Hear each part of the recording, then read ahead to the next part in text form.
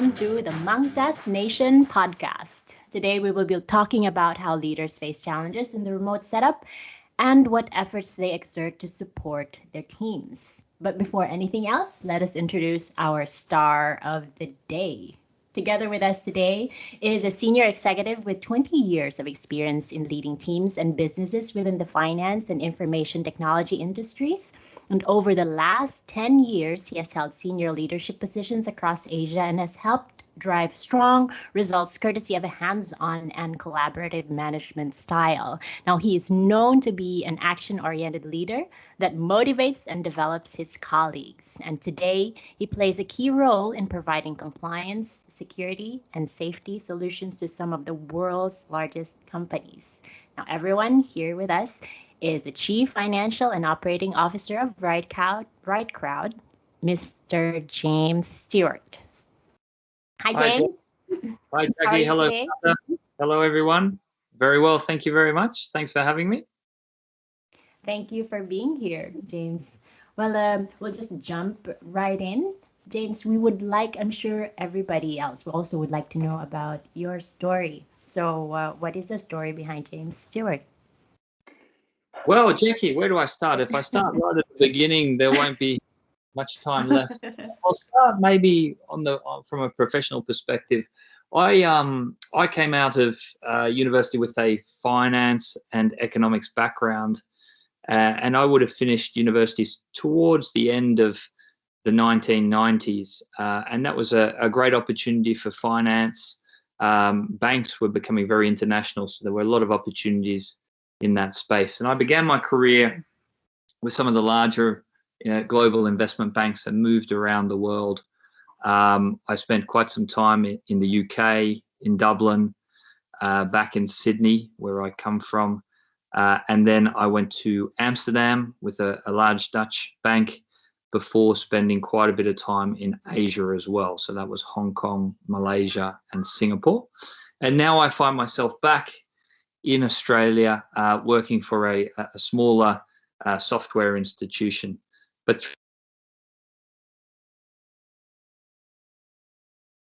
fantastic people, many different cultures, and experience, the global marketplace and how companies have to sort of adapt to stay relevant and grow. Okay, wow. That indeed, thank you for that summary, James. And indeed, you have had a lot of experience, I imagine, with managing remote teams. And in your experience, James, we'd like to ask, what are the recurring challenges that you have been facing throughout the years? Yeah, I think, look, remote teams, that's been part and parcel of my career right throughout. As I mentioned before, we were in many different locations, but it was never the case that all the team members were in that same location. And I saw really sort of an increase in outsourcing throughout my career. A lot of the banks started to outsource a lot of back office areas, which is finance, which is IT, the areas I'm interested in or involved in. So there was always a case of building outsourcing capabilities, offshore business units, and managing those teams remotely. And I think probably on balance, that has been a very rewarding experience. There's been a lot of learnings along the way. What works well in terms of remote working with remote teams or managing remote teams, what doesn't. And I look back at the companies I've worked with, and I don't think we could have made as much progress if we hadn't have outsourced a lot of those functions. I think those companies would have probably started to stagnate a little bit. In outsourcing, we kind of moved to the next level. It wasn't really a pure cost drive in the end. It was really about just leveraging skills in a better way for those companies. Oh, interesting. Interesting that you mentioned outsourcing, James. When it comes to outsourcing, what are the services that you would be comfortable outsourcing, and what services do you prefer to keep in-house? Yeah, well, it started with outsourcing was really where I saw it predominantly was things like accounts payable, receivable, intercompany reconciliations, statutory reporting, and it started to extend well beyond that. So where we are today, I really see there's very little that can't be successfully outsourced. There is a balance, so companies need to strike a balance. What is a task that works in terms of outsourcing, and what's something that you want to develop? As an example, at the moment, Right Crowd Limited, which is an Australian stock exchange listed company, which I'm the CFO and the COO for. We've actually just moved into the US market. We have a lot of activity there, and we've listed on one of the exchanges. And one of the examples where we came across a decision around outsourcing was about investor relations and public relations activity. And I think that's a classic task where outsourcing makes perfect sense, to try and recruit someone with such a specific skill set, a niche skill set, which requires knowledge of so many companies and so many people and so many industries, is not something that you're going to be able to build up organically within the company itself. And if you do, you need to be very lucky, and you need to dedicate a huge amount of time. So when you have a task which really probably is not something that you can make the investment in to bring someone up to speed, and you know that there are professionals out there that can offer you a fantastic service, then outsourcing makes perfect sense. There are other tasks where, alternately, we are looking at some areas in the team where outsourcing might not make sense. And typically that is when you want to bring in somebody and you want them to grow with the company. You want that skill set to be built in one area, but then to be able to be transferred into another. So for example, we have a number of clients, and we're building a support organization, a 24/7 support organization. And even though those skill sets can be outsourced and can be outsourced well, we've made the decision that actually it's an opportunity for young graduate engineers to come into the company, to understand our product sets, and perhaps to develop with the company into doing more than just the support role, so they can become our future engineers and the like. And I think that's when outsourcing is probably not the right fit, because outsourcing is a little bit more transactional, and you can work with certain parties, get a service, but it might not go beyond that. So that's how we kind of look at it. But to answer your question, I think outsourcing is absolutely critical for certain types of roles in the company. Can I ask you a question, James, on the providers that you're working with? Typically, how did you find them? Yeah, look, we have, I guess it's a bit of a mixture. Generally, you work within fairly tight circles within the industry in which you're active. So you will probably have colleagues at competitors. So it'll be word of mouth, or you're watching what other people are doing. And sometimes certain providers or become well recognized or have a good reputation. So it'll be through industry circles that you can get information about that, word of mouth. But then we've also seen it open up a lot. So there's a lot of opportunities through web search and looking at particular skill sets to be able to find what you're looking for to outsource. Would you be surprised if we said that 70% of these services actually found via Google? Is that right? Okay. I'm probably not surprised. We're seeing the power of Google, and we use it a lot also for pipeline and lead generation. So yeah, that's probably not that surprising. Excellent. Maybe another question we were thinking about. So you have some experience, a lot of experience with remote teams, right? You have experience with outsourcing to external parties. Is there a difference in your opinion, having remote teams and external parties? And do you manage these things differently? Yeah, probably not. I think a lot of the principles around how you manage those teams apply, whether it's an internal remote team or an outsourced provider. I think things like SLAs between the teams, expectations, clearly defined roles and responsibilities, escalation procedures, I think they all are applicable in both scenarios if you really do want to maximize the value of that setup. There may be, from a remote team's perspective, there may be a little bit more investment required in terms of, building a common culture across that. So that things like travel to the remote team and bringing them into the broader team to make sure that they feel included and there's no us versus them. I think when you outsource, it's more of a commercial transaction, and both parties understand that they are independent entities and there is no longer term path towards integration. So I think in that model, the outsourcing perhaps is a little bit easier. But as I said before, the remote teams also works, particularly when you want to see those remote teams become part of your organization over the long term.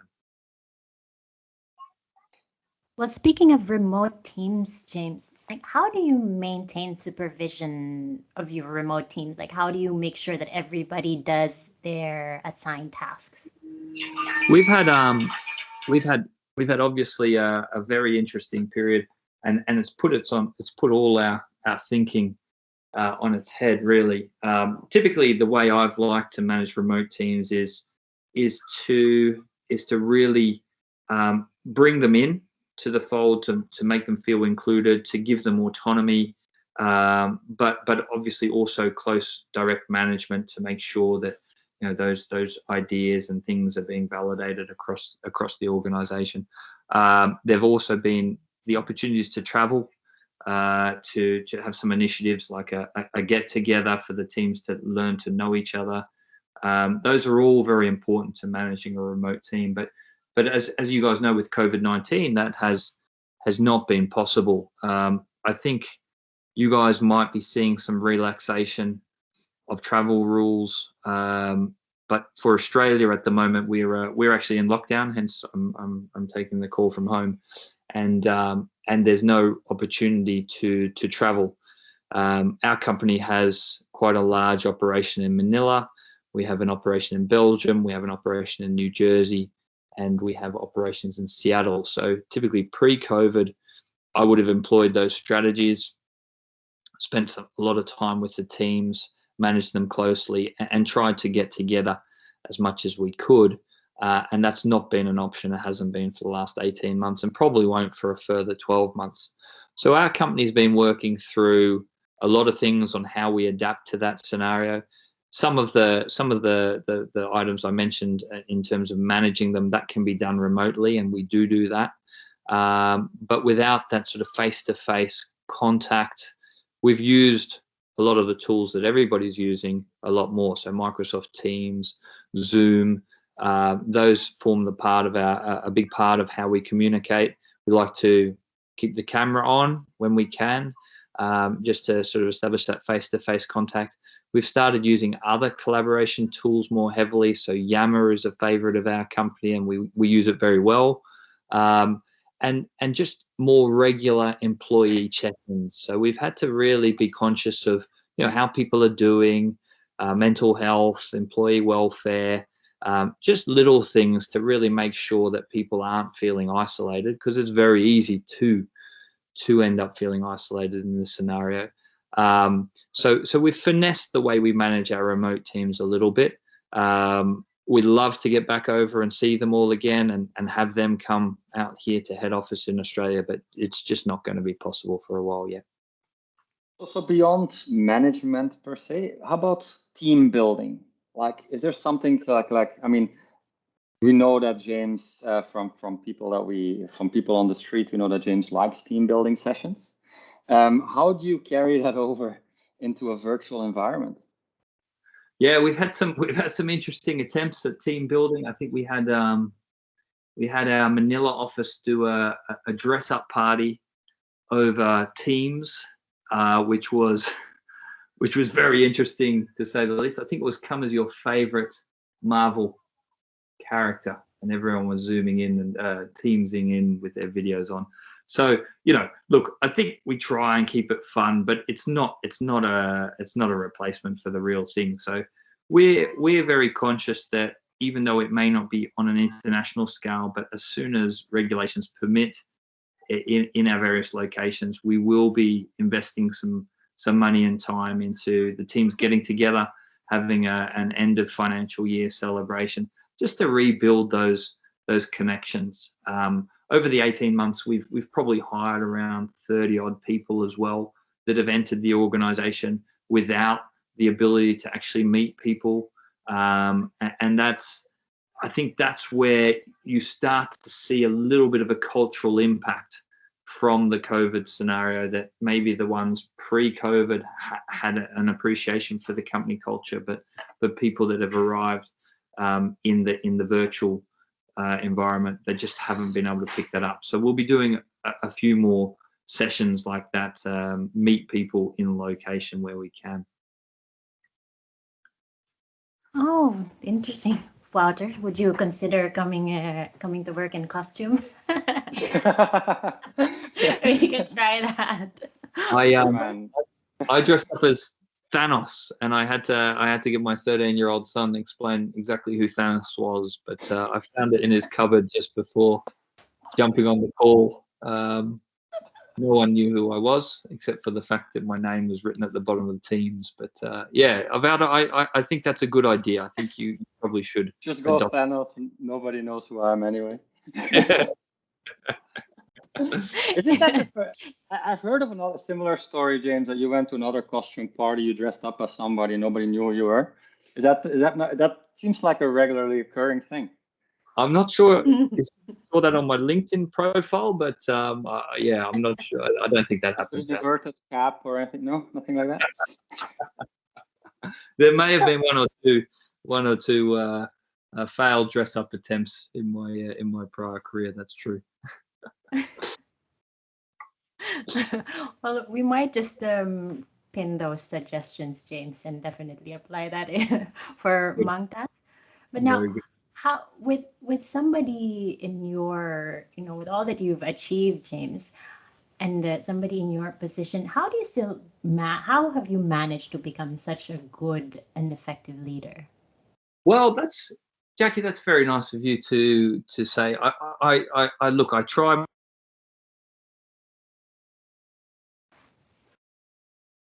I think if you apply them, it's probably not that hard to be an effective leader. It's really the ability to listen and to take the time. I think if you, as a leader, end up becoming a little bit too consumed in your own tasks and your own priorities, that comes at the expense of maybe not having enough time to direct others. And as a leader, that's actually your primary function, trying to find that time, help people through whatever their tasks are, help reprioritize, and deal with escalations and issues.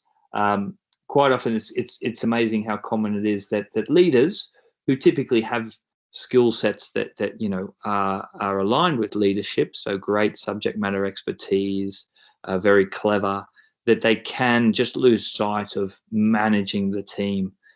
So I think that's a very simple one. I think as a good friend once said to me, crises are actually opportunities to make some good changes, and I think that's also a way to approach leadership. It's very easy for something to go wrong. There'll always be something that goes wrong, but it's how you react to that, how you deal with that I think makes a good leader. And certainly taking the view that that's an opportunity for improvement is one way to do that. Very nice, very beautiful. That's definitely the answer of a great leader. Crises are opportunities to make good changes. Nice, very nice. And, but apart from that, James, I know you've joined some Ironman competitions. How do you do that? Look, I have to say, I'm by no means a good athlete in that sense. I've just done it for fun. it's one of those things that it's also really important to just be able to balance work, and I think when you take time out from work and have something that you enjoy doing, you just are able to put things into perspective. You know, sometimes some things at work may just consume you, and if you continue thinking about it, it becomes a bigger problem than it actually needs to be. So taking some time out, I've done it through exercise. Having some good friends to do that together with is a really great thing. It just helps balance things out, and also I found personally that those times running around or on the bike is a great time to reflect and think about things. So I've enjoyed doing that. Now, in saying that, having moved back to Australia, I'm sorry to report that my Ironman attempts have reduced in frequency quite dramatically. There's a lot, 3 kids at sort of approaching teenage years means that most of my time is spent driving them around to various sporting activities. But that's okay. I think it was a great thing, and I just encourage everybody, you know, to find that thing that you enjoy doing and try and do it as frequently as you can. So maybe a little side question. So prior to this podcast, you showed us your beautiful garden. Maybe a quick question: how many decisions have you made while gardening? Oh, well, that's good. So I've made some great decisions about whether I cut the grass finer or let it grow a little bit longer. I tend to, when I'm gardening, I tend to put the podcasts on, and I listen to, you know, whatever the latest news or an economist podcast or things like that. So for me, that's not been so much a decision making process. It's more about relaxing. But I think when you have those clear periods where there's no distraction, you know, probably something like swimming, or, you know, there's nothing else to think of, and typically things pop into your head like, oh, hang on, maybe I should do this at work. So yeah, it depends on the activity that you're doing. But gardening, I wouldn't recommend gardening for great life-changing decisions. Oh, we can relate to that for sure. A lot of decisions were made while running and swimming and all of that. So and usually the best one.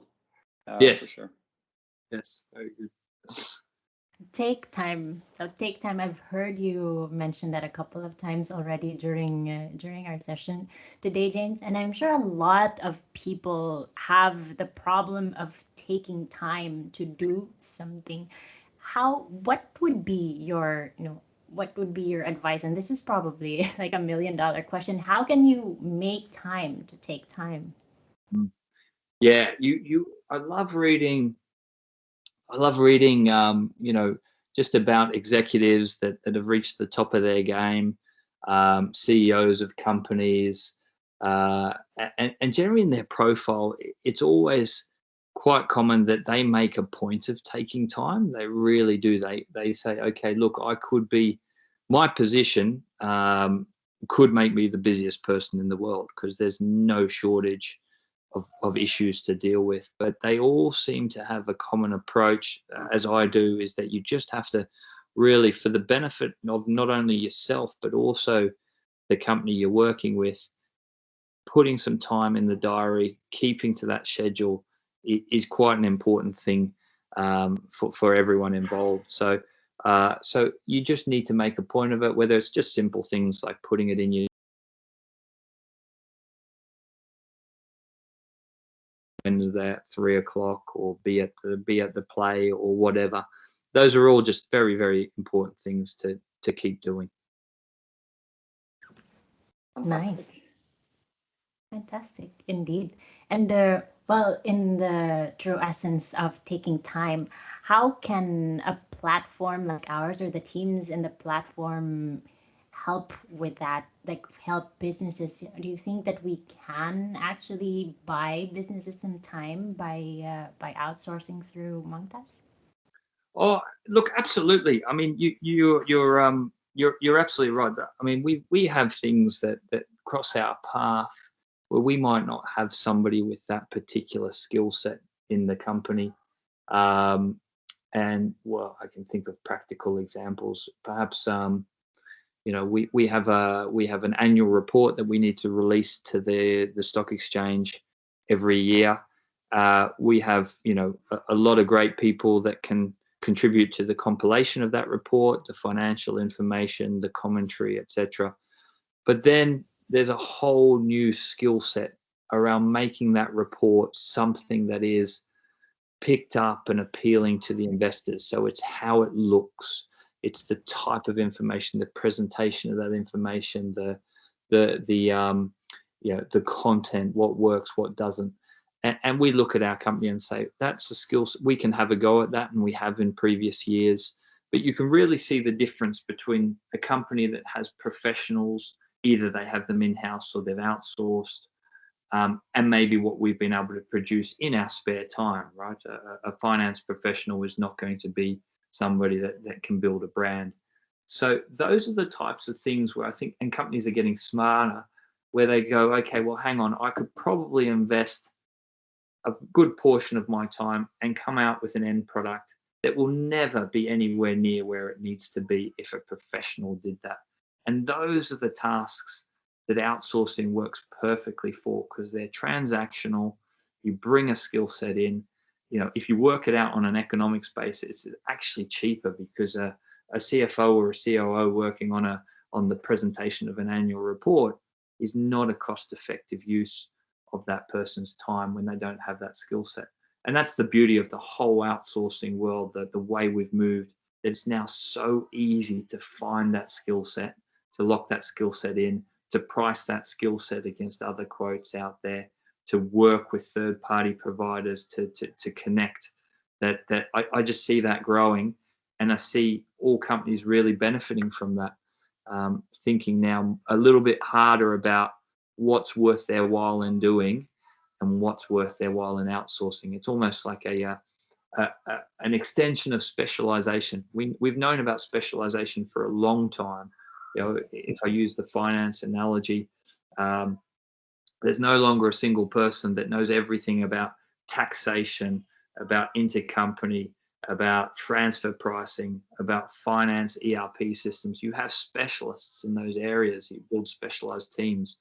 I think with outsourcing, every single task is almost specialized, and you need to make the decision on whether you do that in-house or outsource. We like to say, focus on what you do best, outsource the rest. Yeah, I think that's a very wise indeed. Yeah. So basically that's so we provide a platform that is exactly that, right? Allows you to find these services, but actually allows you to compare services as well. The same way you go to, for instance, an Amazon to shop for something, you can now shop for outsourcing services in a very structured manner, as opposed to using Google. How was that transition, Jackie? Very good, Walter.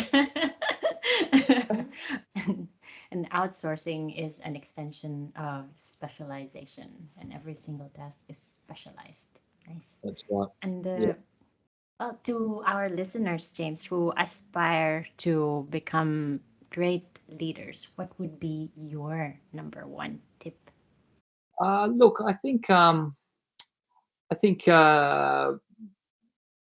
have patience, be patient. A lot of people probably, want to move very quickly, but you probably sometimes need to recognize what are the skill sets you need to develop. Being a great leader takes time. I'm by no means where I want to be in that journey as yet. So I think it's about waiting for the right opportunities, putting your hand up for those opportunities if they move you forward in terms of developing your skill set.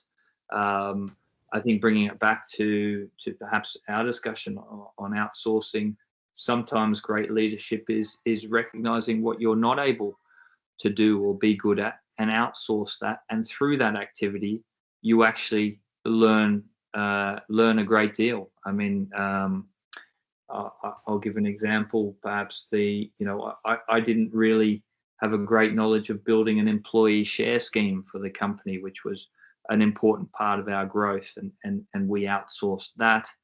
And I developed that skill set, and I now have that skill set, and I'm able to work with my team to further our journey in that direction. So I think great leadership is really about trying to learn as much as you can from as many opportunities, and then patiently waiting for your opportunity to demonstrate those skills. All right. Waiting for the right opportunities to come. Be patient. And Wouter, is there something you would like to say? No, I can't agree more. Those are very wise words from a very wise man, obviously. And thank you for being so patient with us. We've gone over time, but in the spirit of patience, I think that's okay. Yes. Any Well, closing lines, Jackie? It's my pleasure to join you guys. And I've seen a little bit of Mangtest and what you do, and I think you guys are offering a great service. I'd be very interested to check in again at some point and see how you're doing, but I've got every confidence you'll be very successful. Thank you. We appreciate that. Thank you, James. Thank So do we. you. Take care. So, We appreciate it. well, that's all then for today's episode of exploring how leading a remote team is like. Thank you for tuning in, and thank you very much to you, James, for all the insight into remote work and valuing time, and simply for spending that time with us by joining us today. And well, to know more about Mangtas, follow official Mangtas on social media pages, Facebook, LinkedIn, Twitter, Instagram, and Pinterest. Don't forget to subscribe to Mangtas Nation for more stories and advice we'll bring to you. Once again, this is Jacqueline de Menk, And Wouter Del Barre. redefining the future of work. This is Mangtas Nation.